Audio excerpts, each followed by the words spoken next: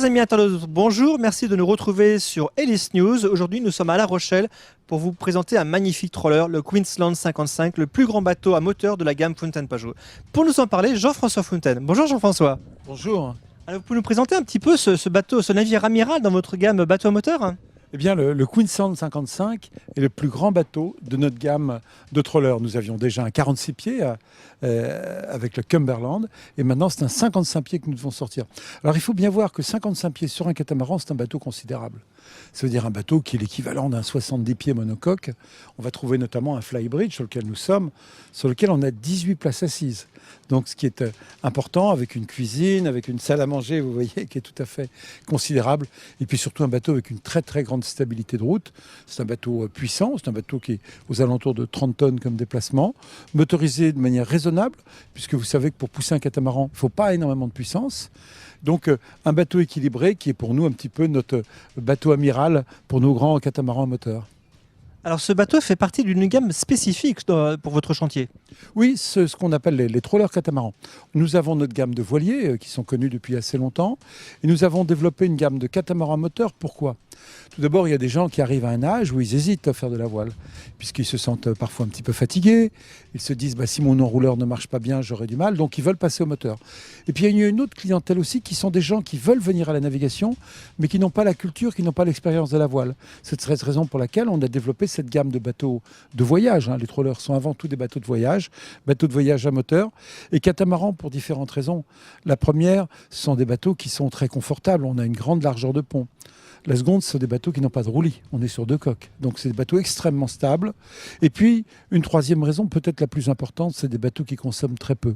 On peut faire des grands voyages avec très peu de carburant, puisque, bien sûr, en étant sur 2 coques, on a environ 40% de consommation en moins. Donc, pour l'ensemble de ces raisons, on pense que le concept du catamaran moteur est un très bon concept. Alors 55 pieds, effectivement, vous le disiez, c'est un très grand bateau. Est-ce que le chantier est à l'écoute des besoins ou des envies des propriétaires ? Écoutez, on va d'abord trouver la première envie des propriétaires, c'est de bien dissocier les volumes où on fait la fête, les volumes où on se retrouve tous ensemble pour déjeuner, pour regarder la télévision, pour jouer, pour nager. Donc les volumes de vie commune et puis les volumes intimes, les volumes dans lesquels les gens vont pouvoir être chez eux, leur chambre, leur cabinet de toilette. Donc on retrouve le même concept que sur les voiliers.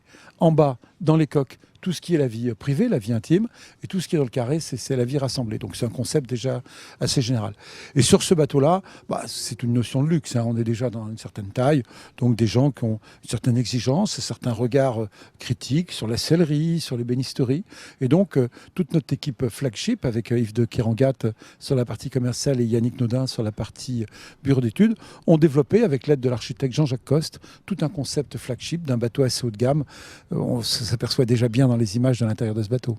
Ça veut dire qu'un client peut choisir le nombre de cabines, par exemple ?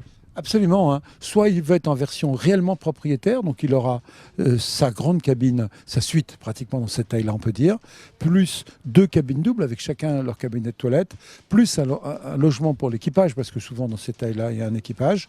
Ou alors on peut choisir une version, par exemple celle qu'a choisi ce propriétaire.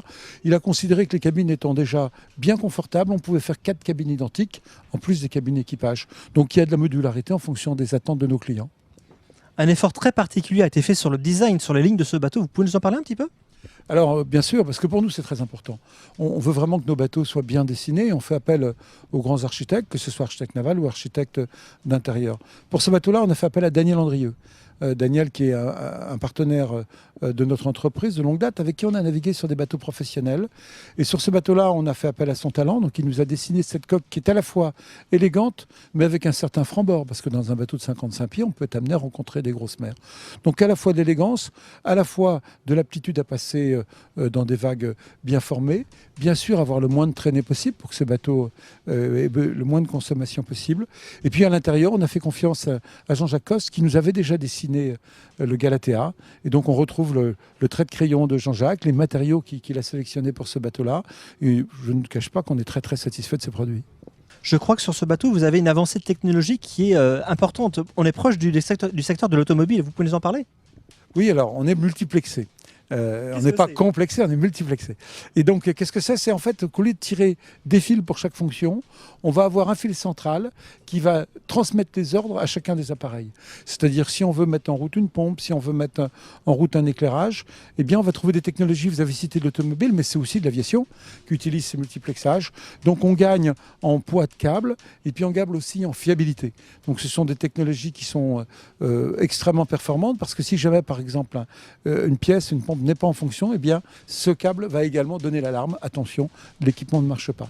Donc, c'est un pas en avant que l'on a développé avec un fournisseur très en pointe dans ce domaine-là, puisqu'il vient de l'aéronautique. Et c'est, je pense, la méthode, je dirais, d'électricité moderne de tous les grands bateaux de croisière maintenant. Je crois que ce bateau a une particularité, c'est son garage annexe. Bien sûr. Vous savez, sur les grands catamarans de croisière, on prend souvent pas mal de place, notamment sur les bateaux moteurs, en mettant les annexes sur le fly. Donc on va un petit peu encombrer le pont avec l'annexe. Alors ce qui est vrai, c'est que les propriétaires ne veulent pas trop des annexes exposées à l'arrière. Ils veulent éviter qu'un geste malencontreux ou un petit incident de quai aille endommager l'annexe. Alors on a développé un garage, ce qu'on va trouver sur des monocoques de 80 pieds par exemple, dans lesquels on va glisser l'annexe. Une manœuvre extrêmement simple. L'annexe rentre à l'intérieur et le garage se referme. Donc on a mis l'annexe en longitudinale, puisque avec cette technique-là, c'était la meilleure moyen, et elle se met sous le plancher. Donc elle est discrètement rangée, parfaitement protégée. Jean-François, merci pour toutes ces informations. Merci beaucoup, à bientôt.